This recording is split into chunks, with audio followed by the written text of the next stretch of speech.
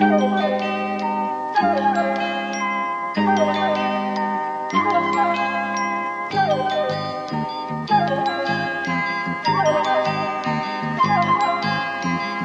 everyone, and welcome to the first free episode It's the free one. of 2024. It's the 2024 one. You made it through another year. Yeah, you've watched the Hootenanny and now you're here. Jules Holland is in the guest chair. Hello, Jules. Is it okay if I play a honky-tonk version of Here We Go by Ginseng and we all put our head in our hands and we go, yes, that's fine. We've got a fantastic Trashfuture here tonight. We've got C6 Steve over in the corner. We've got Jamie Cullum. There's a whole ecosystem of guys all living under one rock who you only see at New Year. Who you only ever see in a Hootenanny related context. What does C6 Steve do the rest of the fucking year? I don't know. I don't know. What does Jules Holland do the rest of the year? Make noise complaints about his neighbors, which is ironic. Yeah, that's right. That is ironic. Yeah, so congratulations to 2023 survivors. We're not among them yet. We are recording. That's true. We could all die before 2023 is out, and this could be our final message, which is potentially a really compelling idea. Do you want to do a Heaven's Gate of things past. Mass suicide? Oh, no, probably not. I don't want to do that one. Riley poisoning the fine Recolt that he's passing around the table. What I do want to do, however, is say that this is going to be the first half of the episode. We're going to be talking about a few of the things that have come into the Christmas period for domestic sort of UK politics news, do a startup, and then I'm going to hand over to myself, and I will be talking to Dr. Gareth Fearn about planning, because every political party, right? They say the thing that we're going to do in order to fix Britain is we're going to finally fix planning, and that's going to make all the investment happen. And what we're going to talk about with Gareth, and I've already had this conversation, so I do know that this does occur, is establish, okay, well, what kind of a plan of a change to the way we plan towns and stuff, what would actually be enough to solve the problem that we've got?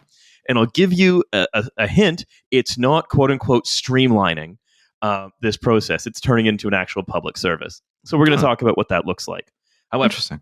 However, I want to talk a little bit about a hearty further congratulations to Rishi Sunak for single-handedly making global fuel prices smaller and therefore ensuring that his promise to voters to have inflation by sitting around and just waiting for it to do so itself will have He's worked. been pumping oil out of his back garden. That's what people won't tell you about Rishi Sunak. He's been doing his best to fuck OPEC. Some backyard fracking. I mean, this is all highly contingent on the Houthis and the Bab al-Mandab. So maybe fuel prices just go up a bunch. But for now, it seems that Rishi has at time of recording been turning the big inflation dial down. Yeah, that's right. But working with the Houthis.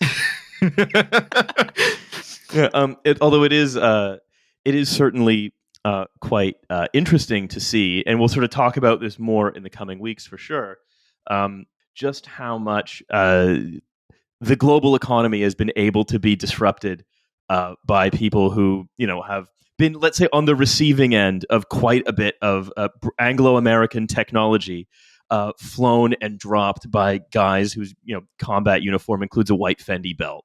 Yeah, there's a few pinch points on this international system of trade and navigation we've built up, and this is a big one of them. Yeah. Anyway, but also I think one of the other things to consider is what we haven't actually learned. We haven't learned much about the global economy, or at least the UK's economy, other than that a very small number of companies are able to just capitalize on supply shocks to fuck everyone else.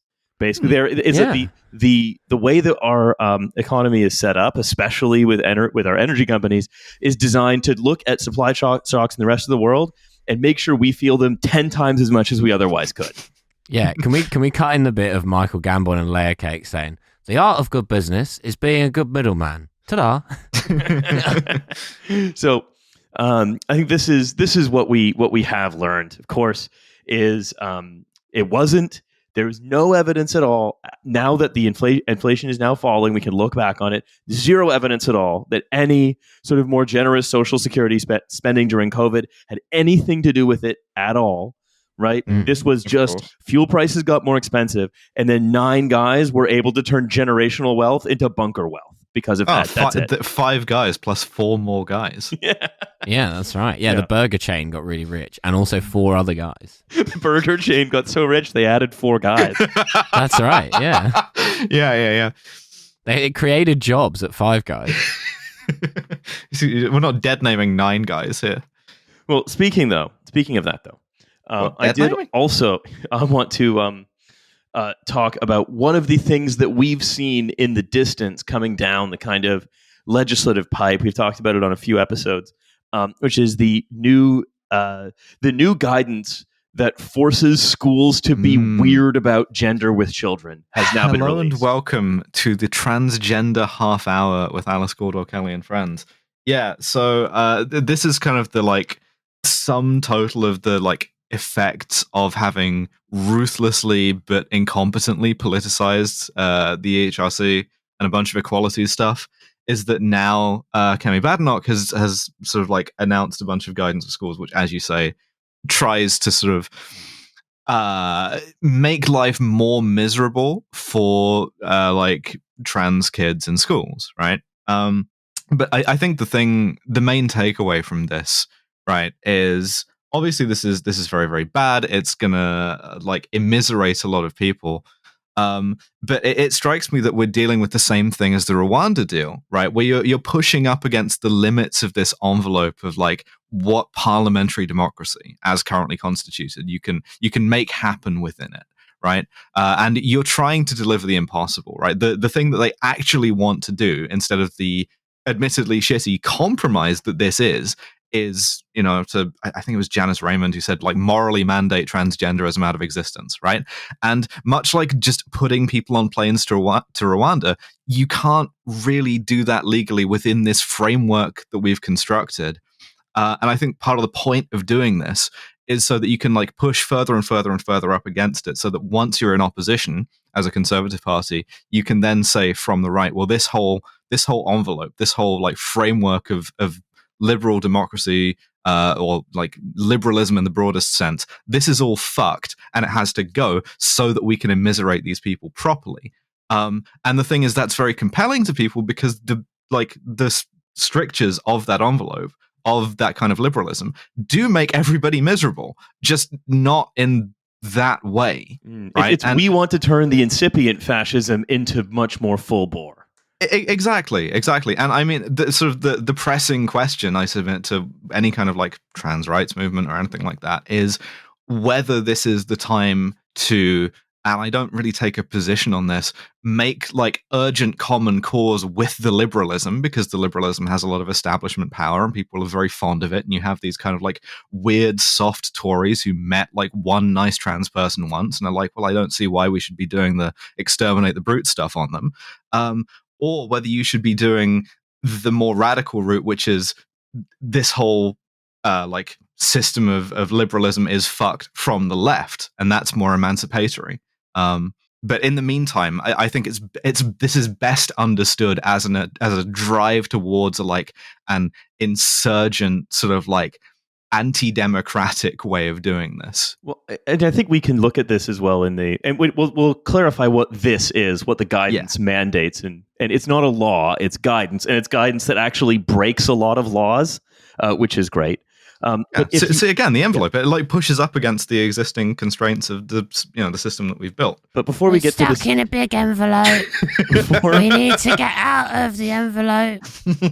Before we get to the actual description of the guidance, it's pretty much what you'd expect, right? No social duty to facilitate social transitioning, so just wearing a different school uniform, being called a different name, and so on. A kind of duty to inform parents as well if their children are LGBT. Flatly terrible. The sole saving grace of all of this is that none of this is statutory. And school leaders are cowards on this, largely.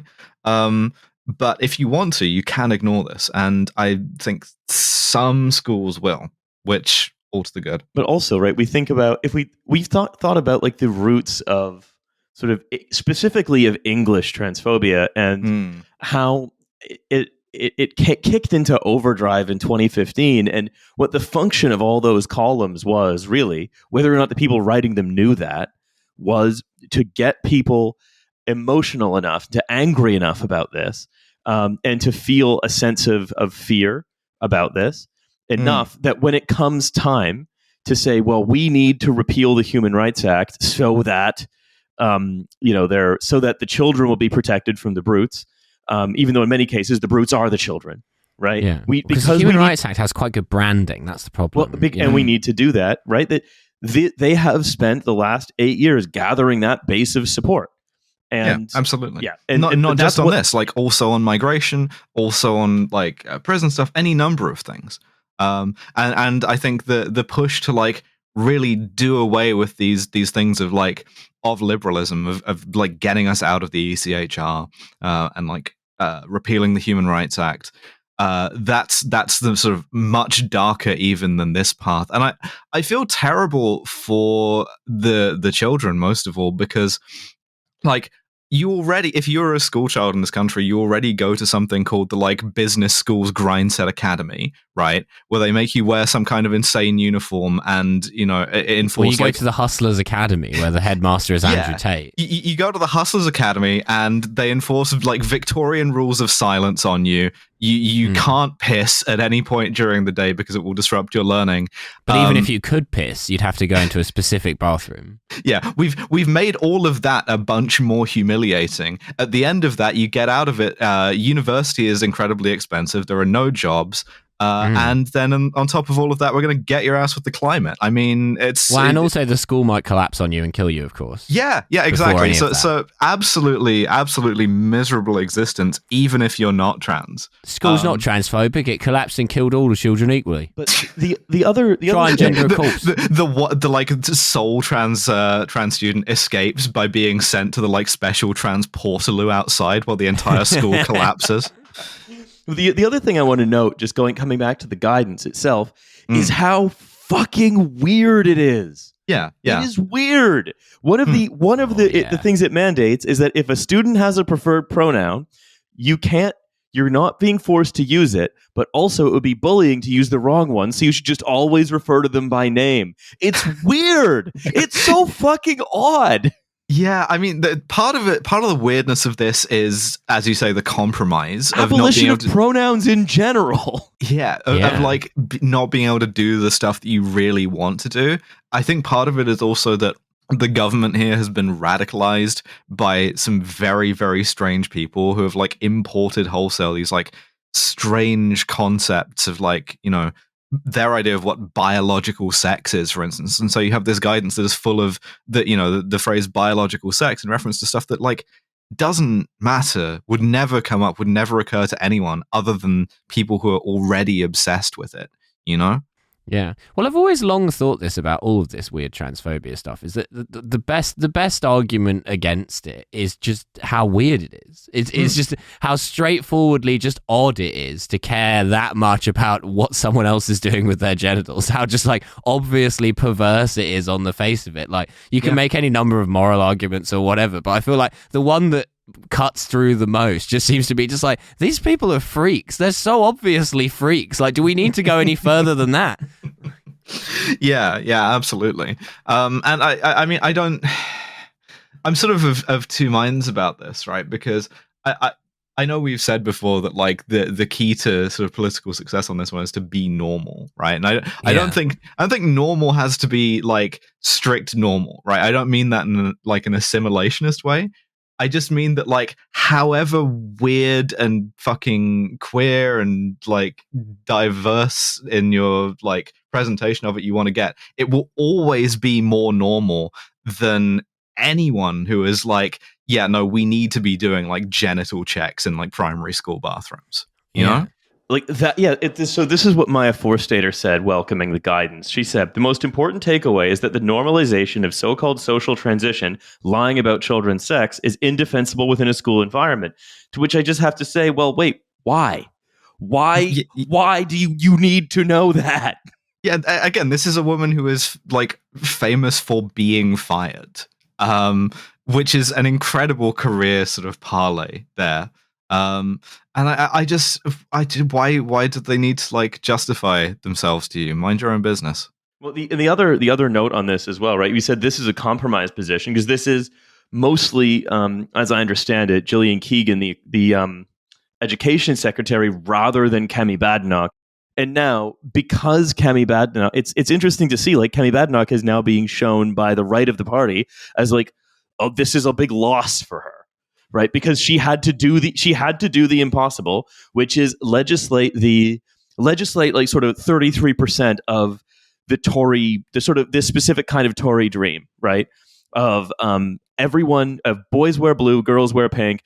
Everybody, there are no immigrants ever, and Trussonomics is back, right? Yeah, being a Tory minister is miserable because you just get sacrificed on the altar of some like impossible goal. Whether that's that you have to do like considerable shitty things to try and achieve, and then it doesn't work. Like whether that's Priti Patel or Suella Braverman on like stopping the boats or migrants, or whether it's Kemi Badenoch on this, even Nadine Dorries on the online safety bill, something else which was impossible. Nadine Dorries, though.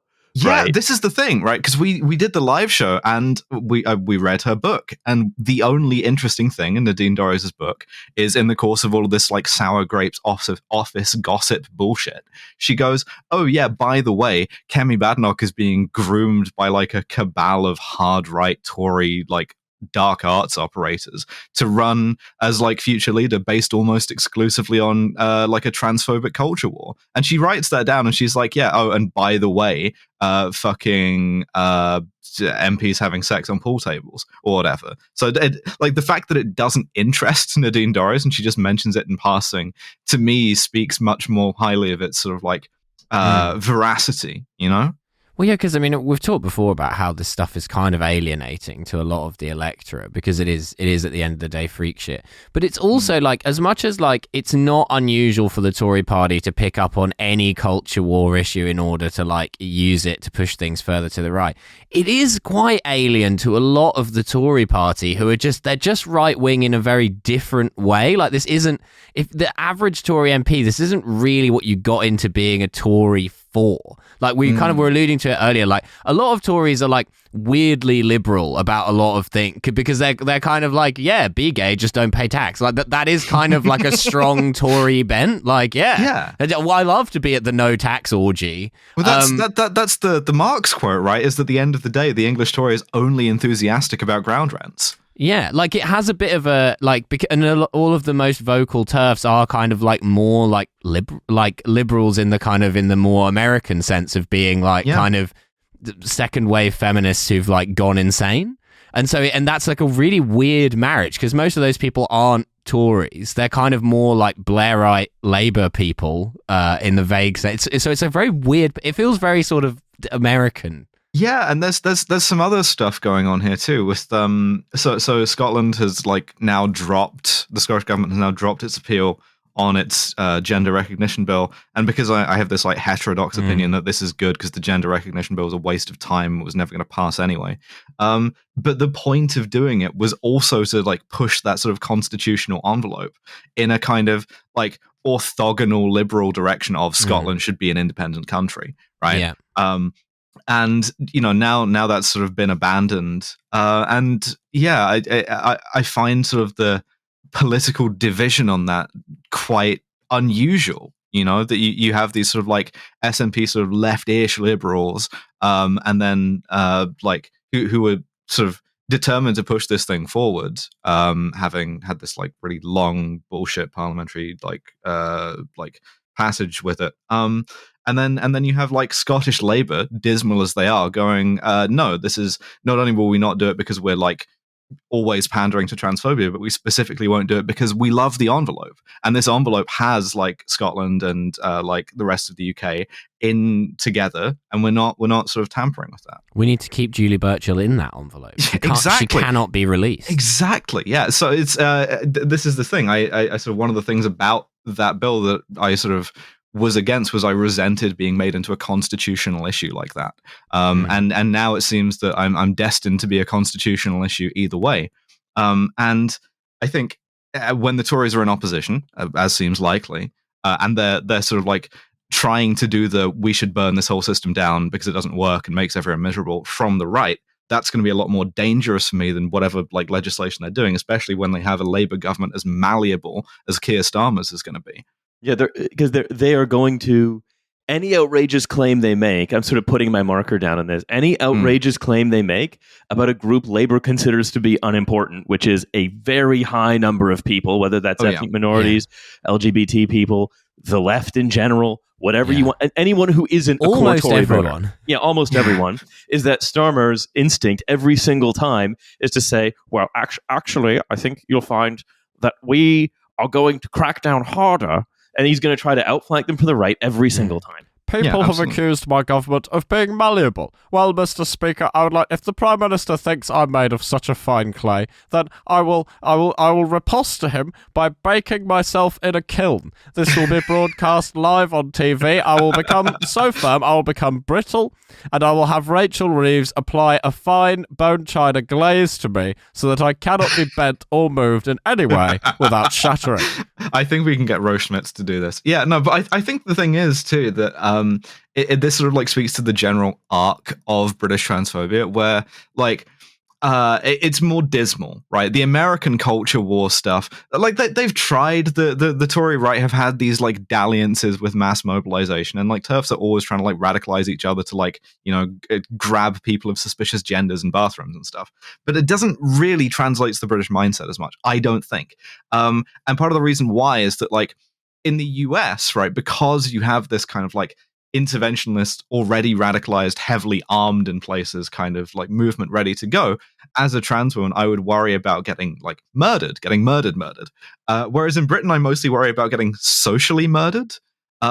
We have had an actual trans murder, right, with the sort of like consequent horrible press around it, and that's thrown all of these people into kind of disarray. They don't know exactly how to feel about this kind of like maybe Matthew Shepard moment that's happening. But meanwhile, they're all quite content for the government to sort of like look at, a teenager who wants to transition and sort of hand them the service revolver with one bullet and a glass of whiskey, and be like, well, just do for yourself, Do what? We're not going to do it. We're not going to deputize anyone else to do it. Yeah, because we're repulsed by that to a point. Like at least at the moment, we don't want to hear about like sort of interpersonal rather than state violence against trans people. So one of the other things I think is sort of that I've noticed about sort of driving British transphobia specifically is how much of it involves deference and sort of people giving improper deference. Like, for example, a lot of people are like, well, I didn't have an opinion, and I saw how poorly J.K. Rowling was treated, students should be obeying, their schools, and you're able to make this a kind of, you're able to shoehorn gender into lots of other issues around hierarchy in the ways that they're commonly understood by people, right? Yeah. You're able to say, oh, well, people are being, I don't have any problem with it, they're just so disrespectful, or I don't have any problem with it, just children need to fall in line. Because how much of the I think one of the most dangerous bits of the school's guidance is all about informing parents, because it comes back to, but parents should be in control of their children.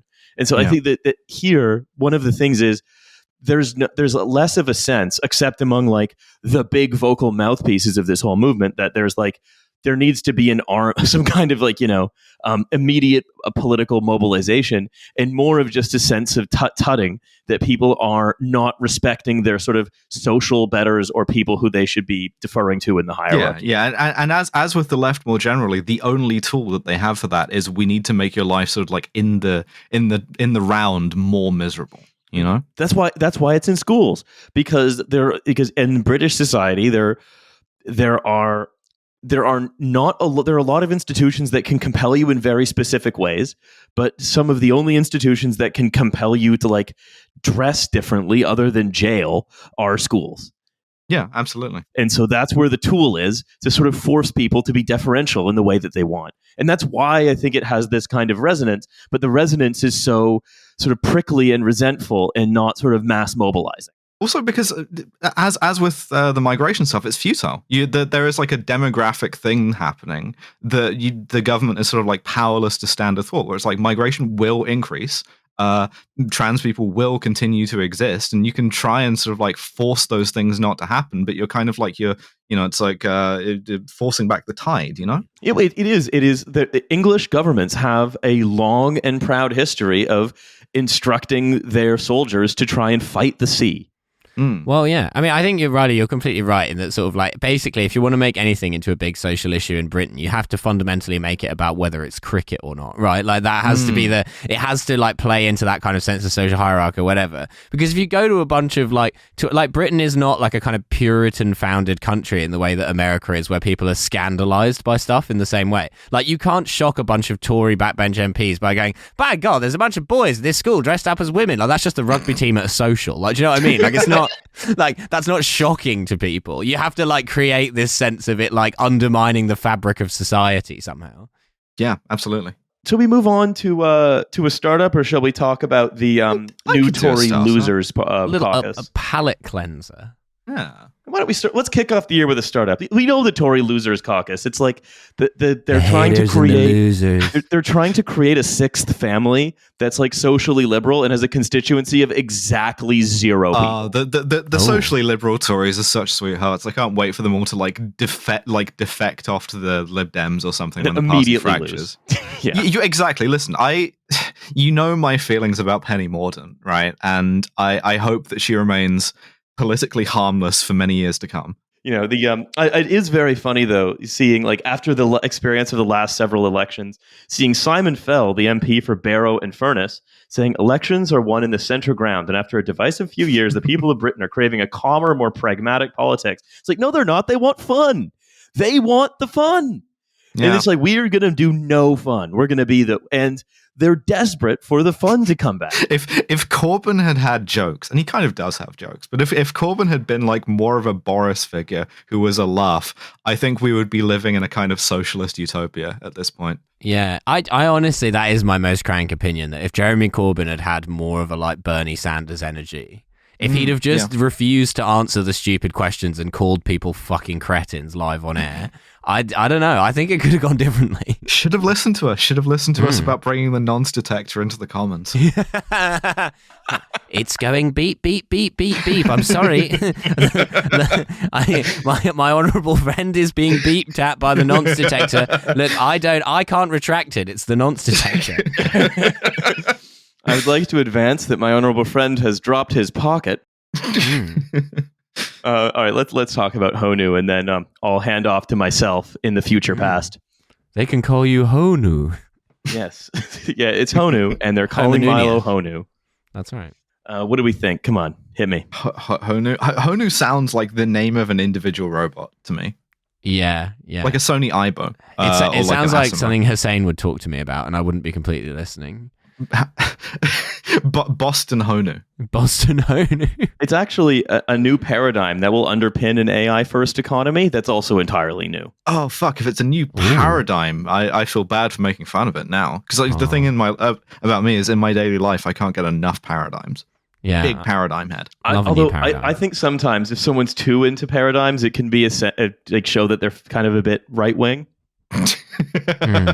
Listen, okay, a lot of paradigm heads are right wing, but I don't accept that that's determinative. So no, it is the next generation of business, they say, will be built on AI and inspired by human passions.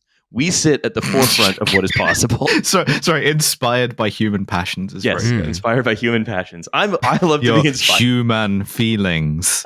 This does read like it was written by an AI. I'm inspired by human passions, as we all are. But I think there's a more important issue here, which is that there is a paradigm, shall we say, shifting. The vibe shift. This is the vibe shift, though. Yeah. Well, they're trying to do another one, which is they're pioneering a new paradigm that lays the next generation rails for autonomous agents and transforms the entire economic ecosystem. If Corbyn had got up at the dispatch box and said, Mr. Speaker, vibes are fucked. The vibes have shifted. Again, socialist utopia. Yeah. And transforms the entire economic ecosystem into a smart connective tissue. We will forever transform how all businesses work, with Honu autonomous agents working in symbiosis with humans at the right time and place. It's like the universe conspiring to make your business the best it can be. again, there's something about the way this is written that I can't quite put my finger on. Between human passions and the universe conspiring to make your business better. It's just kind of like someone has read a lot of Ian M. Banks before sitting down to write this. I think the universe conspiring to make your business the best it can be is kind of one of those, an extension of a kind of multi-billion-year Whiggism that a lot of AI people have, which is that the moral arc of history may be 1 billion years long, but it tends towards justice. Well, it tends towards making your business. Yeah, it tends towards a technological singularity. So it's like they say, their argument basically is that, well, if there was enough hydrogen in the universe that it eventually collapsed into other elements, and eventually out of that arose life, and eventually out of life arose sentient life, and sentient life inevitably created AI, which means that God is real. Yeah. We just haven't invented him yet, and he's there to make your drop shipping business way better and more automated. Awesome. Did you ever? Yeah, I'm thinking about the climate again. Sorry. Yeah, there is no God but Allah, and Shopify is his prophet. So this is called, they call it the OS for an AI first economy, where the idea is that in order to make a business, you need people. Sure. But what if for now? Exactly. What if you can make an entire business that's just AI agents, mostly working with one another and other people's AI agents? Oh, so it's like an ant farm of bullshit, and you just look into it and be like, "Oh, it's just probably making money." Ant farm of bullshit. Are they the ones that did the cover of Smooth Criminal? So, CEO Imad Riachi says the idea for Hochu was inspired by watching his father build a small business while he was growing up.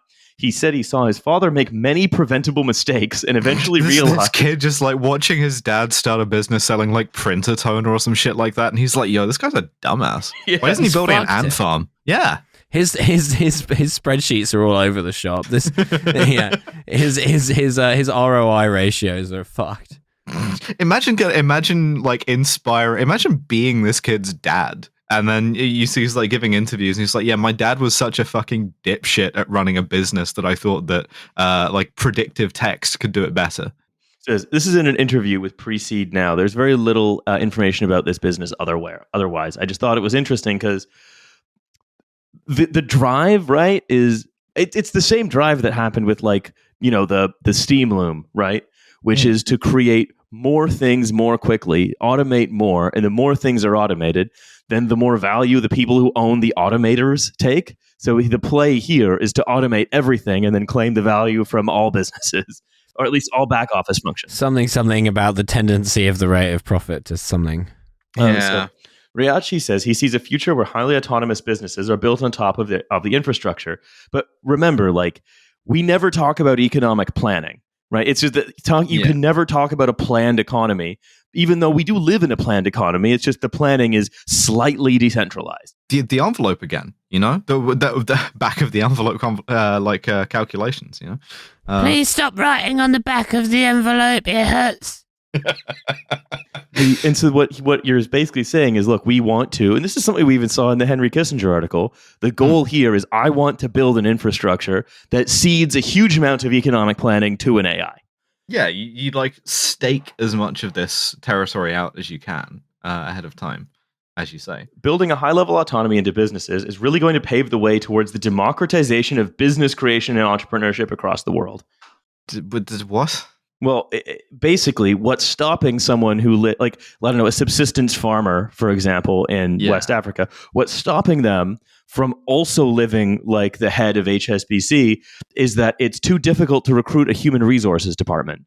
But if that person is able to create a business just of AI agents, then what's going to happen is all of the people who are that the world will become a perfect meritocracy where everyone is ranked by their ideas because all execution just happens via autonomous agents. And so long as you're good at spinning them up and instructing them and you have a good idea, then we will actually live in a kind of libertarian utopia of constant contracting. A lone subsistence farmer who employs an HR person so that he can complain about the hours his boss is making him work, but his boss is also him. Yeah, I do all of my banking with Kenyan subsistence farmer. Goes on the GOAT standard. I feel this is very important because I'm an entrepreneur, but I feel like creating and running your own business is a form of expression. And I'd like to give many people that voice as possible. It's vibes. It's all vibes. Yeah. Yeah, everyone should have the chance to be a kind of like bullshit entrepreneur. And this is the thing, right? The way that these guys live as like startup people in like the Bay Area or Miami or whatever, it seems so shit. Like luxurious at times, but also like deeply, deeply miserable. And I don't just mean in terms of like being crammed into like some tiny apartment and then going out to like do coke with VCs. And then eventually one of them gets like stabbed in a just like polycule bullshit thing. No, what I mean is that like the whole lifestyle, even the successful ones, right? To say that like everyone deserves the chance to live like fucking, I don't know, Mark Zuckerberg or whatever. It's like I've seen the way Mark Zuckerberg lives and it looks fucking awful. What if I don't want to? What if I don't want to like turn my subsistence farming podcast into sort of like an international bank so that I can go buy a sort of like survivalist bunker in Hawaii? Well, I think the other thing that they're saying, right, is that a business, whatever it is, the ultimate form of self-expression, the ultimate form of self-actualization is to be a CEO. And so long Jeff as Bezos, the most self-actualized man in history, I mean, he might believe this of himself. I mean, that is a man who is, of all of the CEOs, he is the closest to Buddha nature. He says, bold. We'll be moving towards AI-first businesses, which pave the way for an AI-first economy. And I see a world not very far from today where a non-negligible chunk of GDP is created by highly autonomous businesses.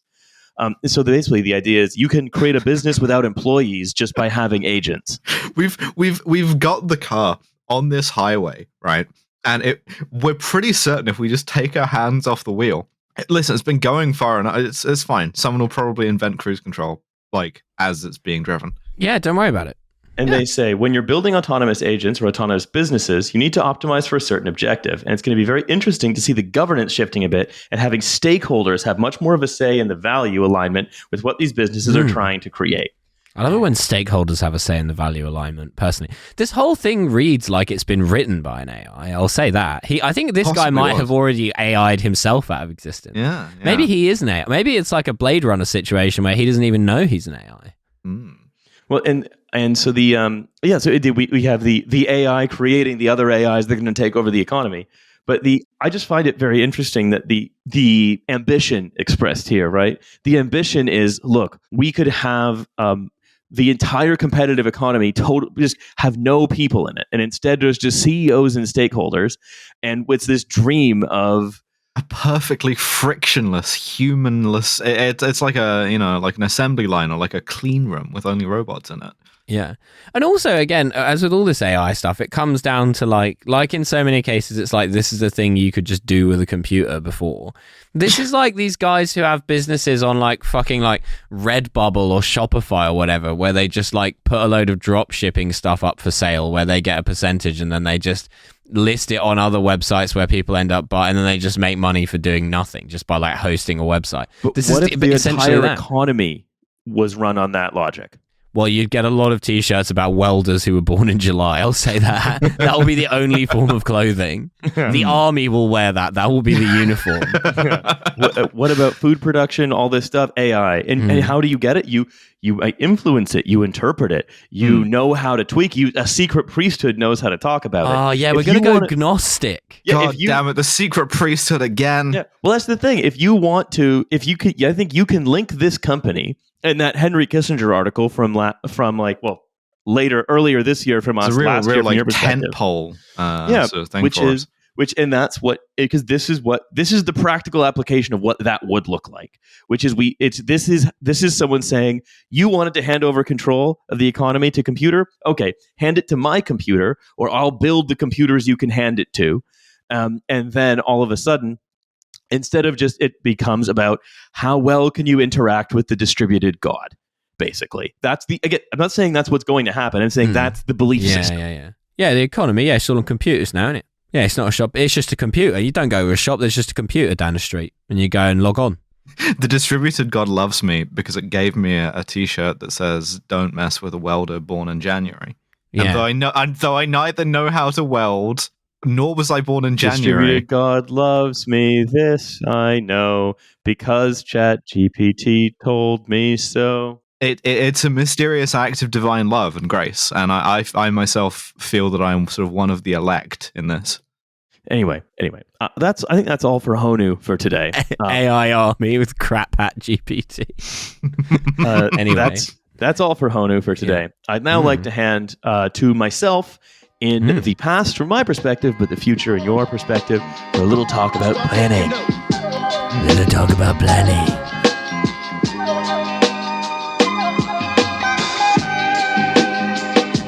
Hello, everyone joining us from the first half of the episode. It is just me, Riley, this time.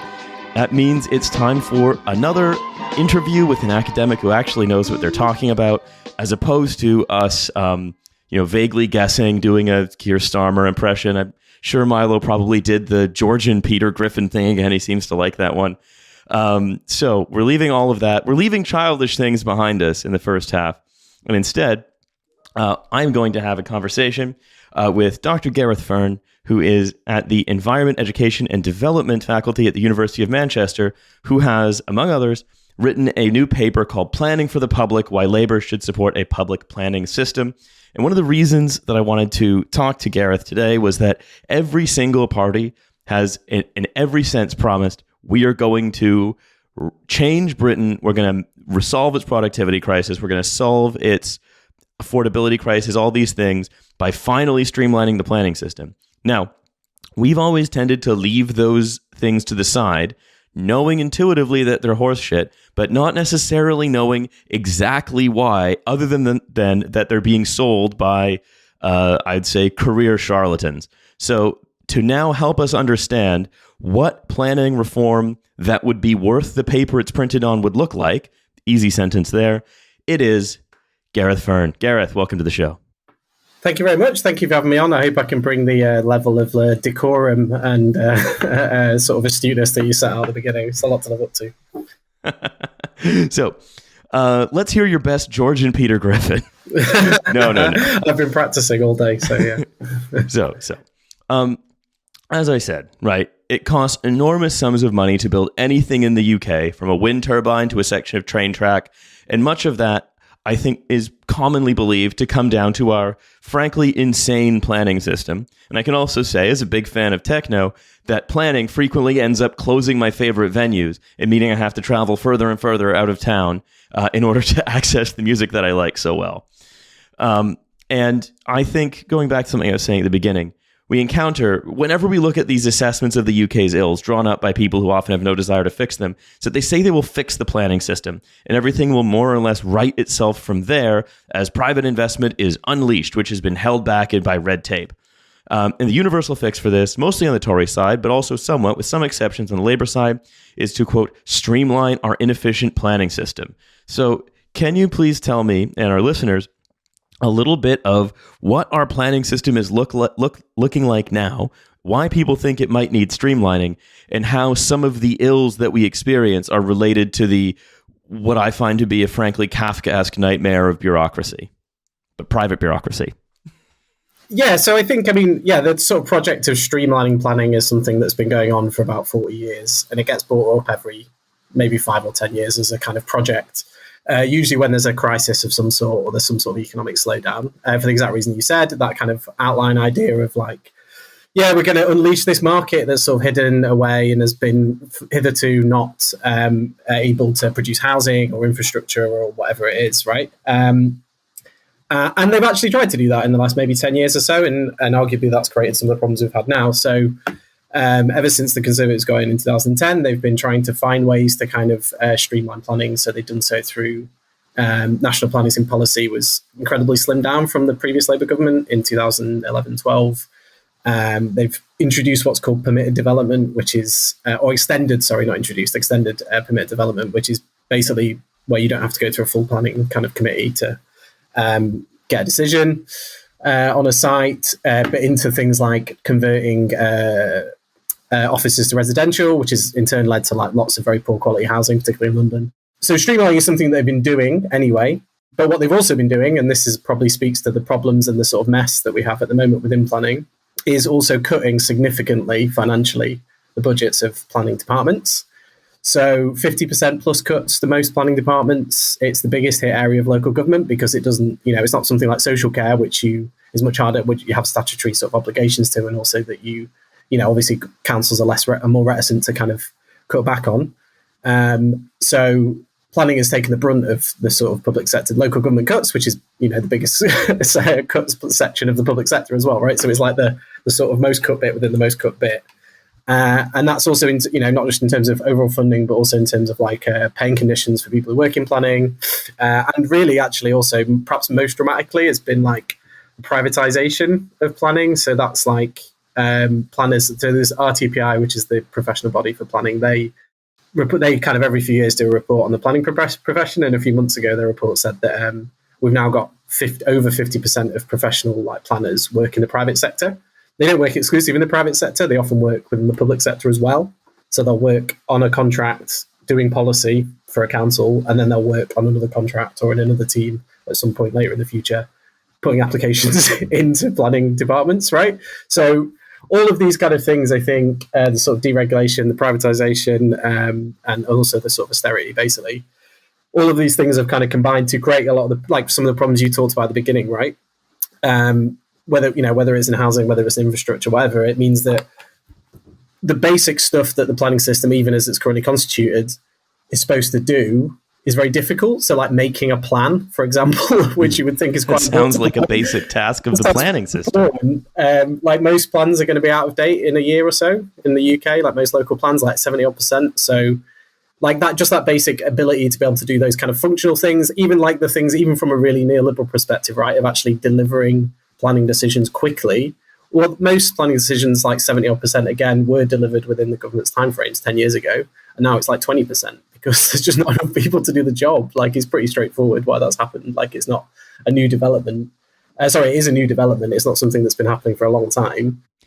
And just to understand as well, right? Like, what we're talking about is this is an explanation of the profusion of developments like one famously in Greenwich that had to then be torn down because it was my understanding is that it was kind of given quite slapdash approval that didn't actually meet any of the other requirements of the area, or developers building buildings where they're able to wink and nudge at other planners saying, oh yeah, there's going to be half affordable housing.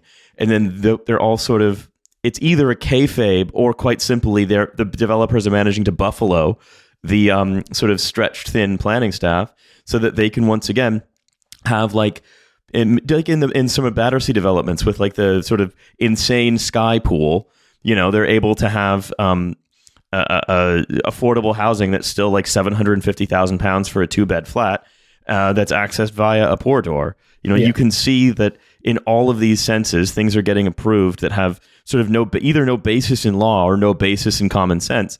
And I think you can very squarely lay it at the door of what you're describing.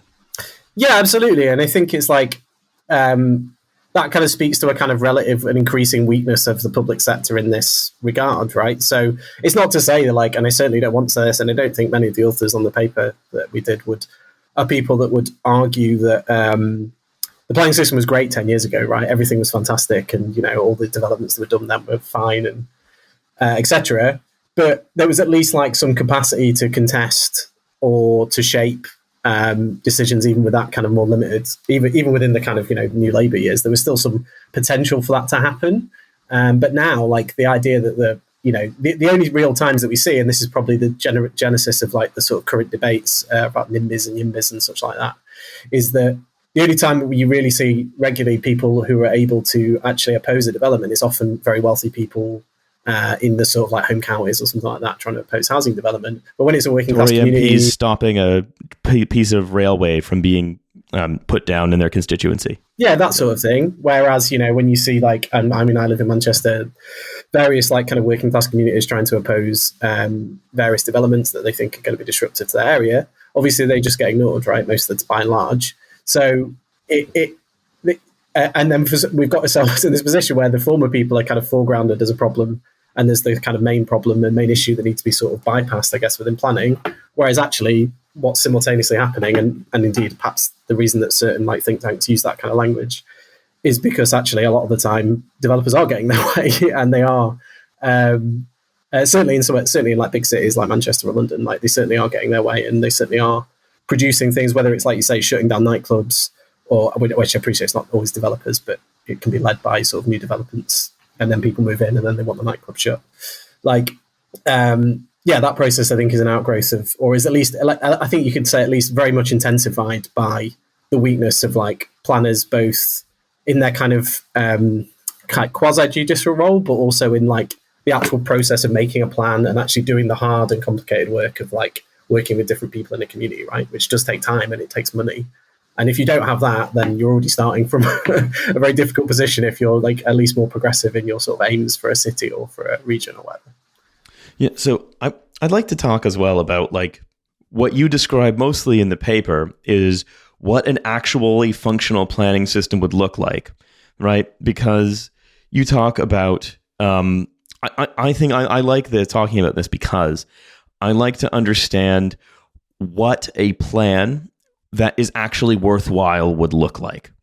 And some of the points that you hit are to actually revitalize and reprofessionalize planning as a public sector activity, which to me speaks to a lot of kind of minimum requirements for any solution to the hollowing out of the UK public sector. Whether you're talking about teaching, whether you're talking about the rail industry, like anything that we frequently talk about in all senses, we've decided to stop hiring and stop paying people enough, and so people aren't working in it.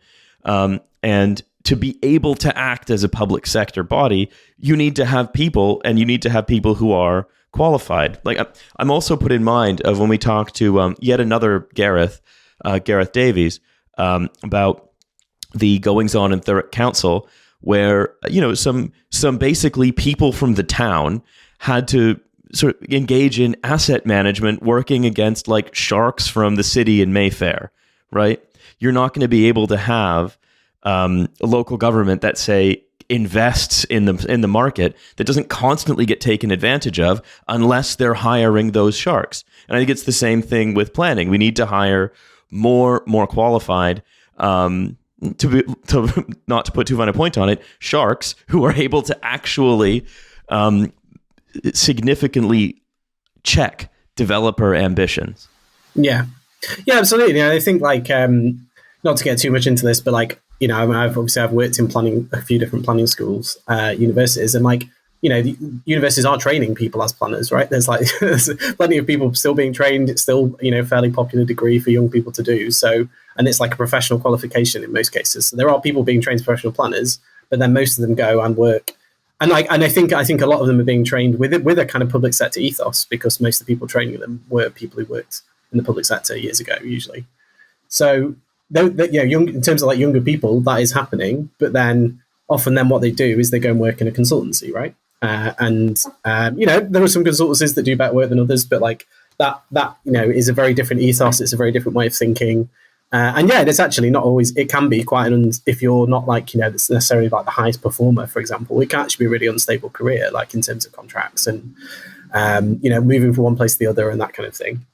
So, yeah. And I think that for me is what opens up this, as I sort of touched on before, it's both lacking the capacity to actually do as a consequence, the public sector lacks the kind of capacity to engage in the more complicated work of not just like, signing off developments, but maybe like designing an area or locality that's like well connected or has like good community infrastructure or has like GPs and all these kind of things, right? Like, it has that kind of, those kind of things can be factored in, which increasingly doesn't, it's harder to do in terms of making a plan, a spatial kind of, both in the sort of sense of mapping out where things go. I know it sounds very simplistic, but like just be able to do that properly, as well as, policies and, what you want to prioritize in an area and things like this, right?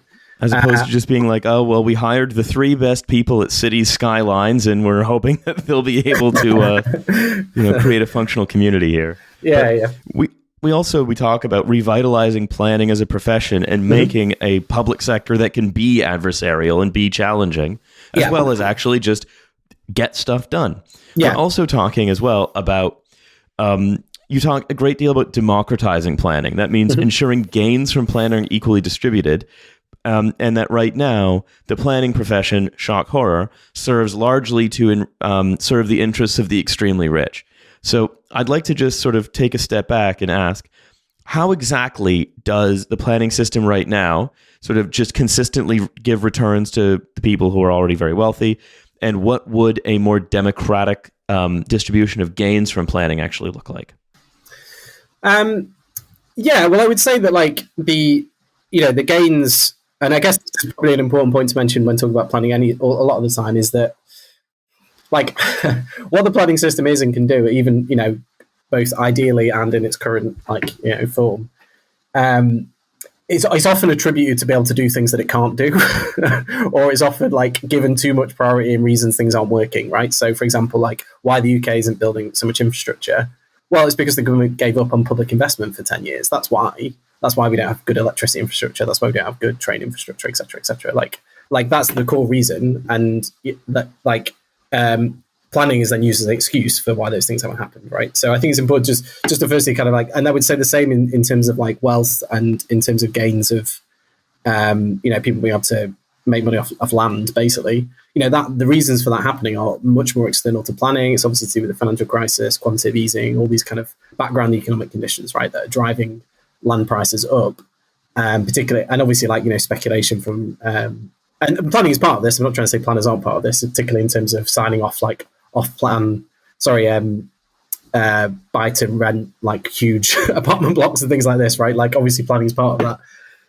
But that's the sort of driving thing. And what planning can do, though, even within this kind of limited context, and I guess we should say planning and local government more widely, is through, trying to capture some of the gains that are being made, right? And presently, that happens through what's called, which a lot of people probably have heard of in planning, if they've heard of anything, which is called Section 106, which is usually a negotiated agreement between a developer and a local authority to either provide sometimes money, but often it's like social housing, right, or affordable housing, or even sometimes it could be like a park or something like that. It's an agreement that the developer will pay for, or even even produce one of these things in order to offset the kind of impacts of their development. Now, the problem with that system, in some cases it can work, but in a lot of the time, obviously, it can be negotiated down, or it can be offered. And from what I understand, there's I think maybe it was a BBC documentary, but there's this Cannes like property festival. Councils turn up there. They try and get international investors to come to the city. Like this happens every couple of years, I think. And one of the things that you can say is like, kind of off the record, oh yeah, well, maybe the Section 106 won't be as bad or something like this. And this is partly also a function of cities competing with each other as well, right, to try and attract global investment. So it's kind of flexible, right? And the government the government introduced 10, 15 years ago, community infrastructure levy, which was supposed to be a bit more rigid, which councils can set out.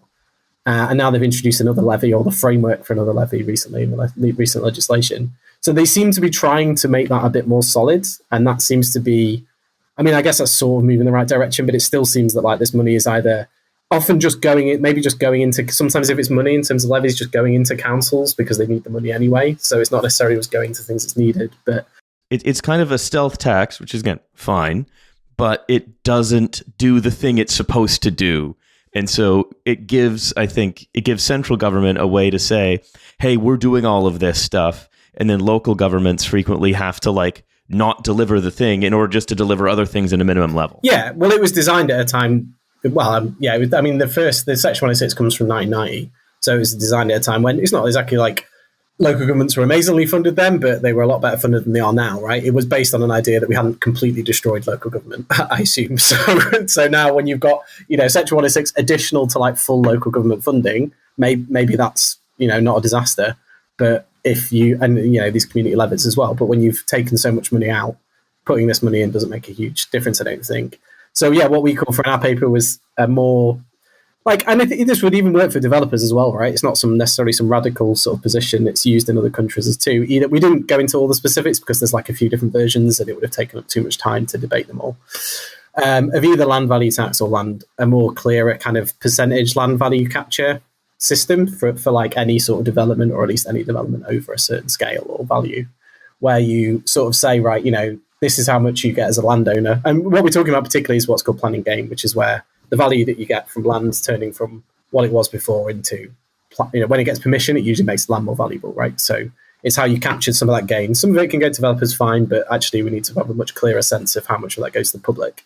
And that makes a more redistributive effect. And we're not being Georgists here, crucially, because we're talking specifically about land value taxes to offset problems created by high land values. Yeah, exactly. Yeah. It's capturing that rising land value for the public because it's not people aren't creating that wealth by doing anything. Like they're just getting it by accident.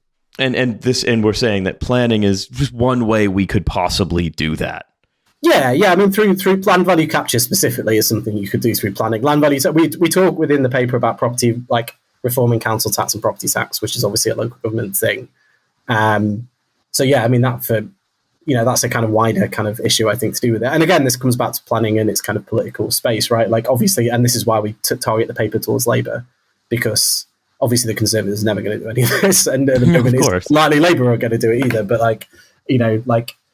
obviously, any of these kind of planning reforms would only make sense within a wider shift in local government, and you've got to want to redistribute wealth, basically. And obviously, at the moment, we don't. Well, we do upwards, but not downwards. I'll say this: as someone who was writing a paper targeting Labour, you probably can't say that they're unlikely to do it either. Let's just leave it at that. So the other thing we talked about, though, is making the process of planning more accountable, right? We're capturing the value, but also democratizing the gains, but also democratizing inputs. And this is not about just allowing more veto players in, but rather allowing, as you say, for example, much, much more consultation. So can you talk about what you think a better consultative process would look like? Or have I misportrayed you? I would say more like deliberative or democratic, I guess, in the sense that consultations as they use now can be kind of like quite box ticky. I'm not really sure if they're even that, often quite an elite thing, I think, particularly on a lot of issues. Like it's for like established groups and stuff to sort of debate things, which is fine, whatever. But I guess I would say that and this is probably important in terms of the sort of opposing view or the proposed reform from the kind of more neoliberal, say, think tanks, is that we move towards what's a more regulatory system rather than what we have at the moment, which is very discretionary, which means that decisions are taken at people's sort of judgment and discretion in either elected or sort of public officials, to a more regulatory system like they have in, say, France or the US, where it's more sort of rules up front. Now, the reason that we have local plans so important was because this was a compromise made in 1990 to allow some of that more regulatory approach in, whereby the plan is the sort of allows developers or anyone else to look at something and go, okay, well, this is what we can do here. These are the things we're allowed to do. These are the things they're going to encourage us to do, et cetera, et cetera. That's kind of the idea.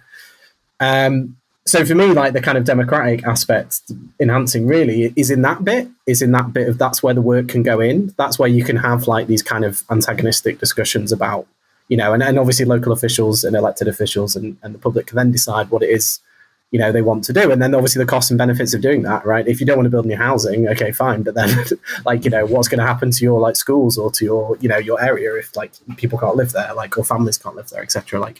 So I think I think that is where you have a better democratic opportunity. And I think that's where, but again, as I was kind of emphasizing before, that requires work, right? Because that requires not only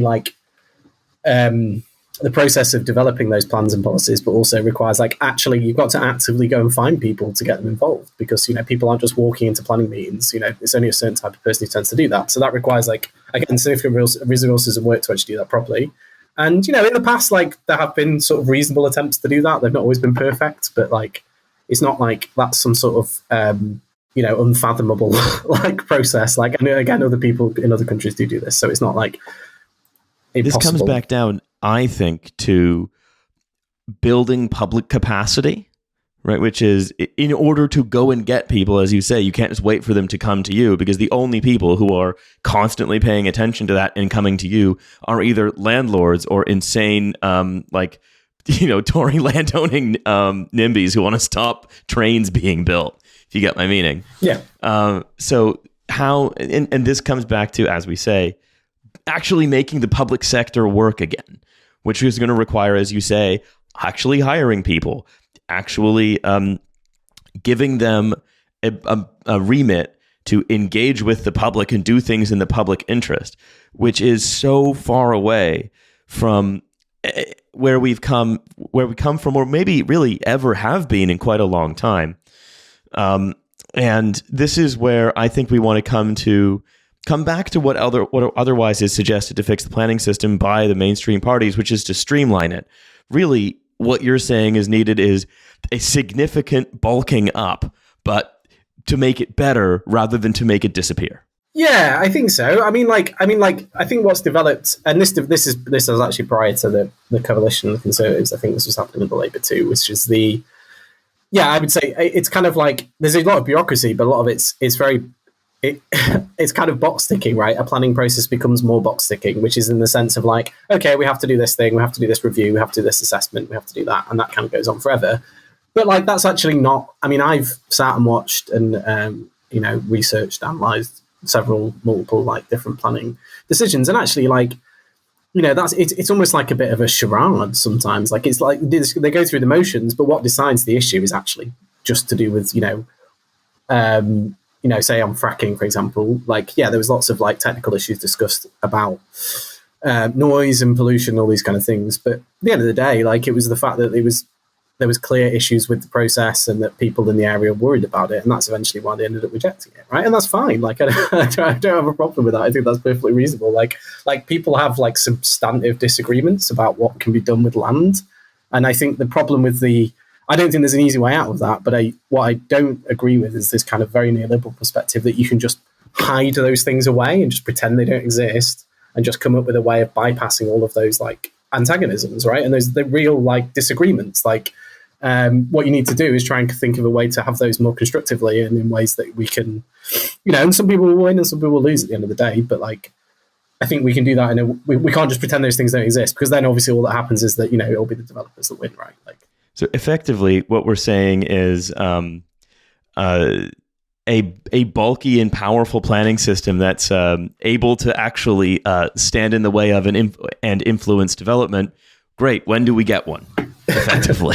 I think it's more like, so I say about the importance of actual plan making, I guess, is that, if you had better and more substantive like plans and you were able to do it in a more sort of inclusive way, then it would be a lot easier to turn around to people and say no, or like to, either people are objecting for like sort of trivial reasons, right? Like if it's, like say, the kind of archetypal NIMBY in the home counties, if you've had a sort of, a wider discussion in the kind of wider region. So you could, we talk about regional planning and that's a huge problem that we don't have that, I think, in the UK, but or in the wider county in the case of, say, Oxfordshire or something.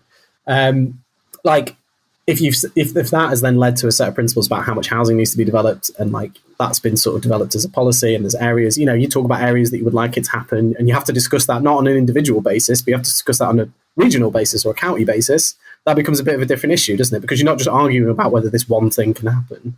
And then if someone comes and objects this to housing, that you've had this like 2-year planning process to plan making process, well, that's tough. Like unless they've got a really good reason. Like, but I think if you're just doing that to people without that basis, that's when it becomes a lot more fraught and a lot more like I guess they have some basis for saying that they're just being stomped upon, right? Rather than there being some sort of much stronger foundation, democratic foundation for you having to say, well, I'm sorry, but you're just going to have to put up with this inconvenience for a period of time.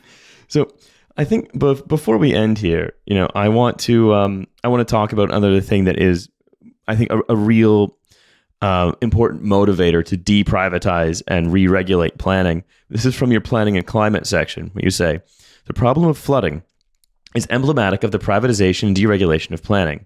A focus on simply adding additional housing units is resulting in developments completely unsuited to the changing climate, and the annual sight of people being ferried away from their homes in dinghies should make it clear that the planning system desperately needs to be reformed towards a public system that has the right skills and resources to act strategically.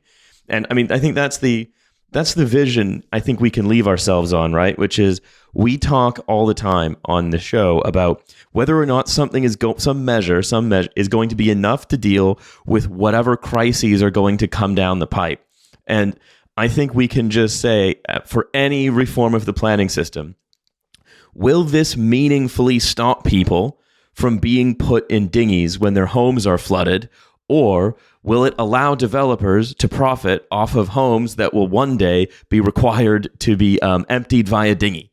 Yeah, that's right. I think that's it. We can set that up as a metric and as a test for all future proposals. I think it might actually we could go a long way with that at least. It's the patented Trashfuture dinghy test. Yeah. No, that's it. That's all we need, actually. I don't know. We've wasted half an hour, really. We could have just started to finish with that. Yeah, anything less, not worth the paper it's printed on. So I think that about wraps up this half episode. But Gareth, I just want to thank you so much for coming and talking to us today. I've found it very interesting to be able to have much more evidence for my contempt of people hand-waving that they'll streamline the planning system. I always knew it was bullshit. I'm glad to know why. Thank you. Well, thank you very much. It's been a pleasure, and thanks for inviting me on. It's been great. Thanks. Yeah. All right. Well, I'm going to hand back to past for you, future for me, of the TF team for the sign-off. Bye, everybody. Well, thank you very much to Dr. Gareth Fearn for talking to me. What a conversation. I didn't have much to say, but it was great. Yeah. Always a reliably great time when we talk to an academic named Gareth. That's true, actually. It is 100% hit rate on academics named Gareth. If you are an academic named Gareth and you want to be on the podcast, maybe it's anyone called Gareth. You could get Gareth Gates on. Ooh, Gareth Future. Anyway, there you go. We have a Patreon. It is $5 a month to subscribe. However, we're going to keep saying this. It will be more expensive if you subscribe from within the iOS app. Subscribe not from within the iOS app, or it will cost more because, we'll see how antitrust goes, but Apple is trying to leverage its market power. So please do not do that. Tim Apple will take some of your money if you subscribe on within the app. It's from March. If you have an existing subscription but that you subscribed before, then it shouldn't increase. But if you subscribe, I think it's from March. This is Googleable information, but they're gonna put a 30% surcharge on it. So our recommendation is subscribe directly on the Patreon website or through other apps that you may anything else you want. So aside from that, I also want to say thank you very much for listening. We're looking forward to another year of being in your ears. So we will see you on the bonus episode, which was a Balthazar that Milo and I just recorded earlier today with Tom Walker and Demi Lardner. This was my fourth podcast of the day. Yeah, absolutely. So we will see you in a few days. Bye, bro. Bye-bye. Bye.